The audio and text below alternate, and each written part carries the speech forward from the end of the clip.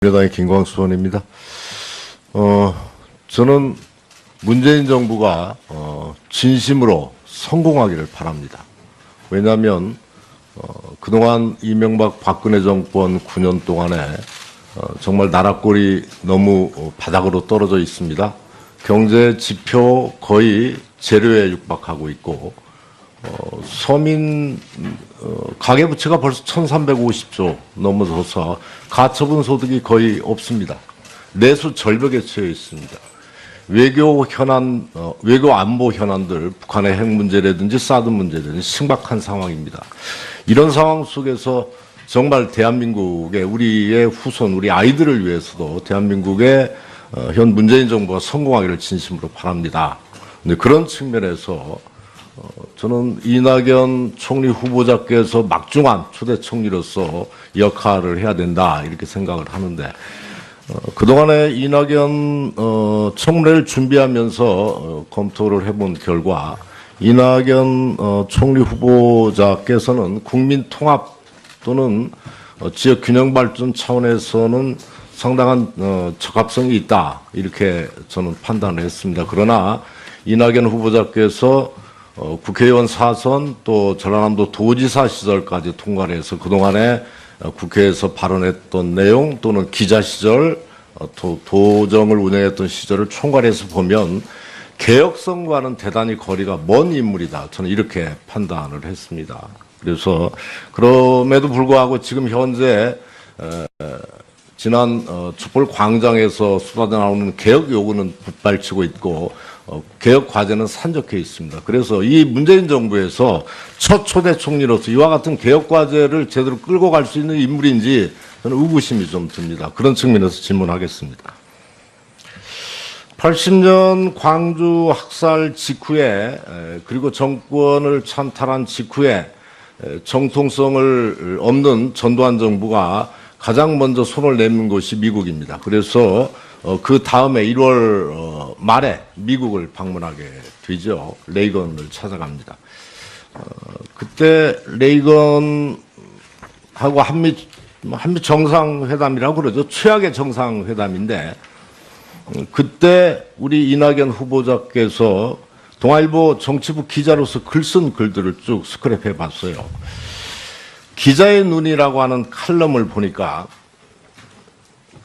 이거 한번 보십시오. 칼럼을 보니까 놀랍다, 잘됐다라고 하는 반응을 얻을 만하다라고 평가를 하셨습니다. 그리고 또 한 가지는 방미 성과에 대한 평가에서 우방의 굴절된 대안관이 선회됐다. 그러니까 미국이 전두환을 다시 보게 됐다 이 말이겠죠. 그리고 국내에 몰고 올 정경 훈풍이 기대된다. 이런 기사를 쓰셨어요. 그리고 아무리 인용이라고 하지만 이날의 위대한 영도자라는 표현들도 계속적으로 나옵니다. 이게 기자 시절에 작성했던 내용들입니다. 묻겠습니다. 전두환 대통령에 대해서 전 대통령에 대해서 어떻게 평가하십니까? 네, 법원에서 이미 판정한 것처럼 내란 죄의 수괴였습니다. 5월 광주 시민들에게 발포를 명령한 사람이 누구라고 생각하시나요? 네, 그분이라고 많이 추정되고 있습니다.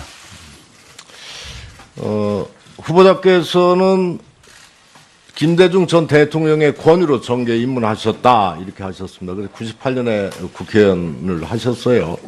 김대중 전 대통령께서는 행동하지 않는 양심은 악의 편이다 이렇게 말씀하셨습니다. 기자로서 이와 같은 저항의식은 거의 저항의식이나 역사의식은 찾아보기 어렵고 이렇게 홍보성 기사를 쓴 것에 대해서는 어떻게 생각하십니까? 떳떳하진 않습니다. 부끄럽습니다. 그러나 한미 정상회담의 경우는 좀 특별한 경우였고요. 당시의 언론인들의 여러 행적에 대해서 언론을 비판하고 분석하는 여러 매체들이 있지만 제가 그 비판의 대상이 된 적은 없었다는 말씀을 드리고 제가 만약 아주 몹쓸 짓을 한 기자였다면 김대중 대통령님이 저를 발탁하지는 않았을 것이다 이렇게 생각합니다. 그 당시 1,500여 명이 넘는 언론인이 해직되어 있었어요. 그 와중 속에서 후보자께서는 이와 같은 홍보성 또는 찬양성 기사를 쓰고 있었습니다. 이 부분들에 대해서는 분명하게 대국민 사과를 하시든지 분명한 입장을 밝혀주실 필요가 있다 이렇게 생각을 합니다. 네, 말씀해 주시죠. 해직돼서 큰 고통을 겪으신 선배들께 늘 죄송하게 생각합니다. 그 당시에 저는 견습에서 막 떨어진 아주 햇병아리 기자여서 언론 자유운동에 끼어주지도 못할 그 정도로 어린 기자였습니다. 제가 견습을 마치고 약 보름 뒤에 11.6 사태가 났었습니다. 네, 초년병이라서 잘 몰랐다 뭐 이런 변명이신 것 같은데 어쨌든 경력이 그렇습니다. 그런 후보자께서 지금 문재인 정부의 강력한 개혁과 정의로운 세상을 바라는 대다수 국민들의 요구에 스스로 적합한 후보라고 생각하시는가요? 한 사람의 인생은 어느 단면만을 보기보다는 전체를 균형 있게 봐주실 필요가 있다 이렇게 생각합니다. 다음은 도덕성과 관련해서 후보 아들의 병역 문제 질의하겠습니다. 병역은 대단히 중요한 문제입니다. 고위공직자들의 병역 면제율이 7.7%입니다. 일반 국민들은 0.26%입니다. 400명당 1명의 면탈을 받고 있는데 고위공직자 자신과 그 아들의 면탈은 대단히 높습니다. 그런데 희한하게도 그 면탈과 관련해서 소위 불안정성 대관절이라고 하는 것들이 일반적으로 면탈의 방식으로 악용되고 있는 것입니다. 그게 어깨나 무릎의 탈구입니다. 그래서 어깨, 무릎 탈구와 관련해서는 그 후에 후보자인 이낙연 후보자 아드님이 병역 면탈을 받은 이후에 병무청에서 중점 관리 대상 질환으로 이렇게 선정을 하고 있어요. 시간이 넘어오는데 다음에 이어서 하겠는데 한 가지만 묻겠습니다. 정말로 탄원서를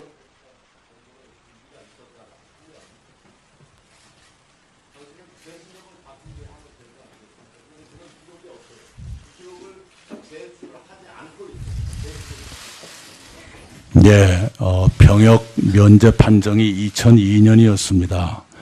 그 뒤로 치료를 위해서 노력을 했었고요. 재신검을 마음속에 두고 있었습니다. 그러나 그 이듬해에는 뇌하수체 종양이 발견돼서 목숨을 건 뇌수술을 하게 됐고 그 뇌수술은 사후관리가 필요합니다. 그래서 재신검을 포기했었습니다. 이 말씀을 드리고 싶습니다.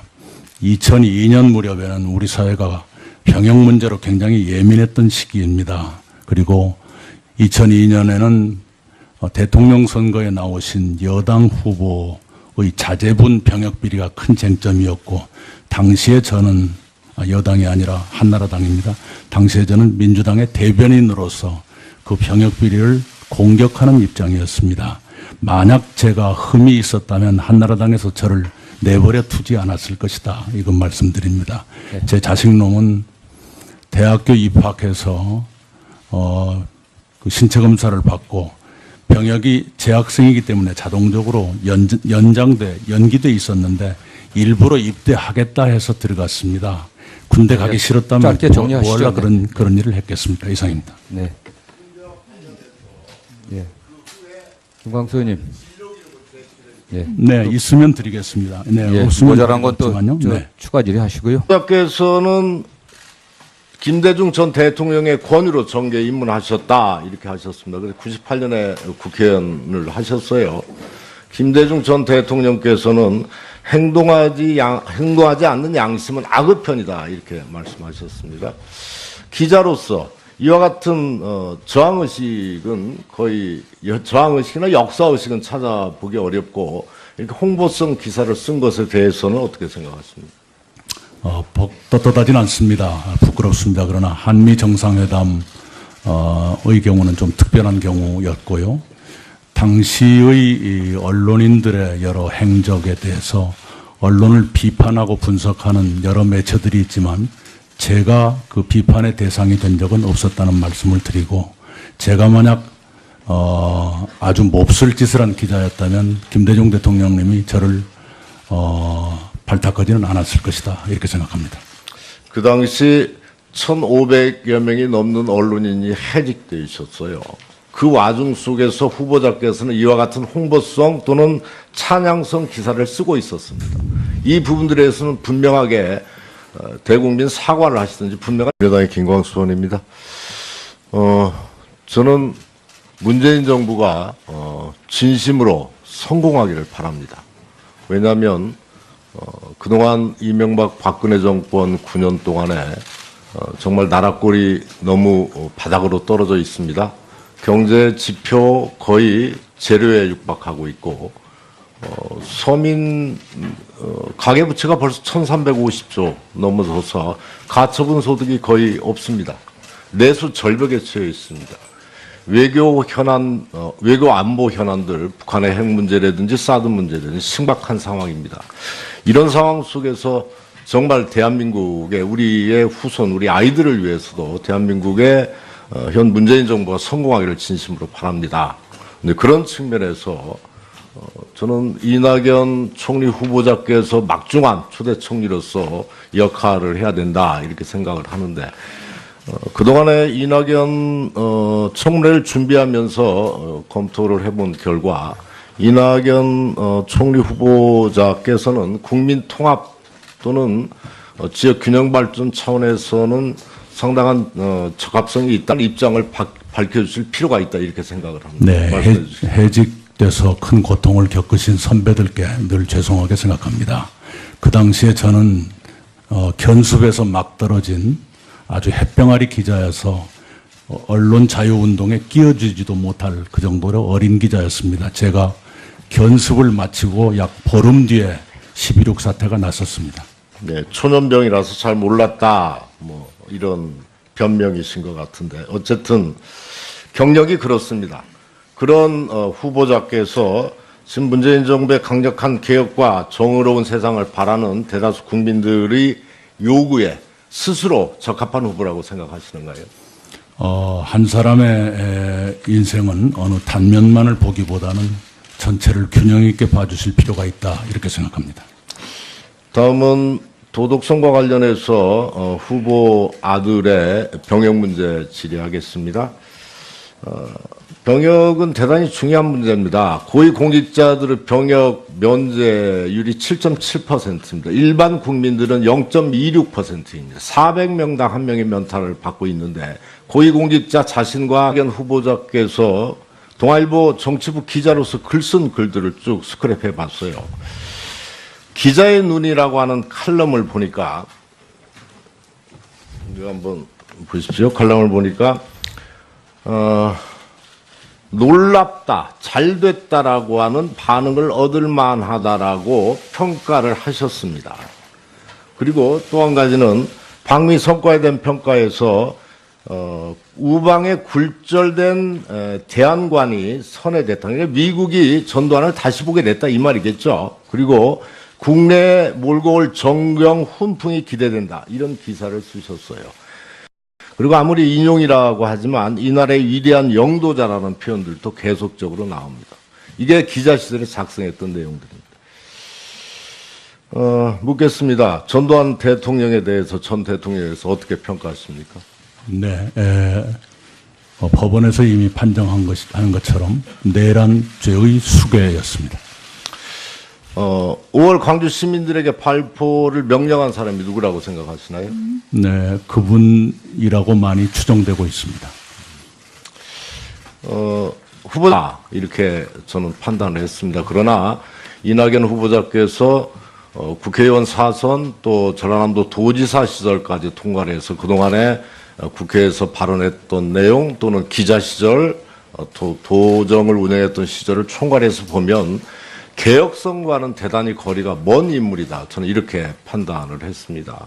그래서 그럼에도 불구하고 지금 현재 지난 촛불 광장에서 쏟아져 나오는 개혁 요구는 붓발치고 있고 개혁 과제는 산적해 있습니다. 그래서 이 문재인 정부에서 첫 초대 총리로서 이와 같은 개혁 과제를 제대로 끌고 갈 수 있는 인물인지 저는 의구심이 좀 듭니다. 그런 측면에서 질문하겠습니다. 80년 광주 학살 직후에 그리고 정권을 찬탈한 직후에 정통성을 없는 전두환 정부가 가장 먼저 손을 내민 것이 미국입니다. 그래서 그 다음에 1월 말에 미국을 방문하게 되죠. 레이건을 찾아갑니다. 그때 레이건하고 한미 정상회담이라고 그러죠. 최악의 정상회담인데 그때 우리 이낙연